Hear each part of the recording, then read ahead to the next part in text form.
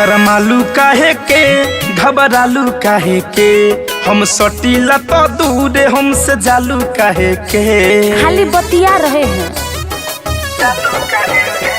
शर्मालू काहे के घबरालू काहे के हम सटीला तो दूर हमसे जालू काहे के ना चेहरा तना घमंड कीजिए। अच्छा। ना घमंड कीजिए मेरे मिस्टर जी दरवाजा बंद कीजिए। अच्छा। ऐसे जिया का आज शुभारंभ कीजिए।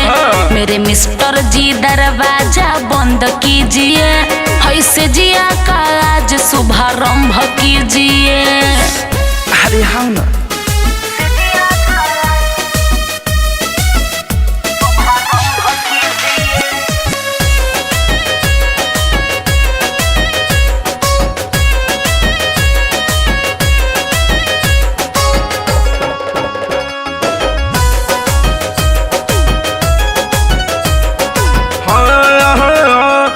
पहली मुलाकात बातचीत होके दो इंजन भी मोहब्बत के तो नीट होके दो। अच्छा तो बतियाने आए हैं। अरे करे जा का पहली मुलाकात बातचीत होके दो इंजन भी मोहब्बत के तो नीट होके दो। रात हनीमून की बिताई है न बात में बात कीजिएगा कहीं बहरे चल के साथ में। मूड मेरा बना है मत भंग कीजिए मत भंग कीजिए। मेरे मिस्टर जी दरवाजा बंद कीजिए। ऐसे जिया का आज शुभारंभ कीजिए। मेरे मिस्टर जी दरवाजा बंद कीजिए। ऐसे जिया का आज शुभारंभ कीजिए।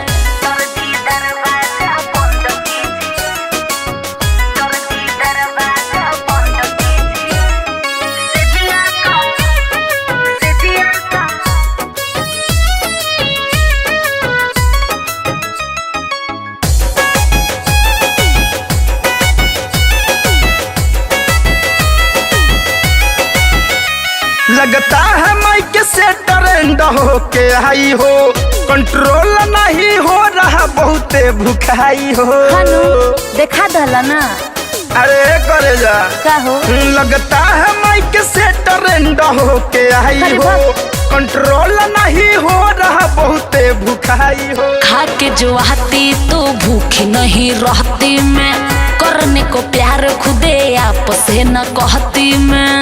अपनी बतिया से हमको ना तंग कीजिए ना तंग कीजिए। मेरे मिस्टर जी दरवाजा बंद कीजिए। ऐसे जिया का आज शुभारंभ कीजिए। मेरे मिस्टर जी दरवाजा बंद कीजिए। ऐसे जिया का आज शुभारंभ कीजिए।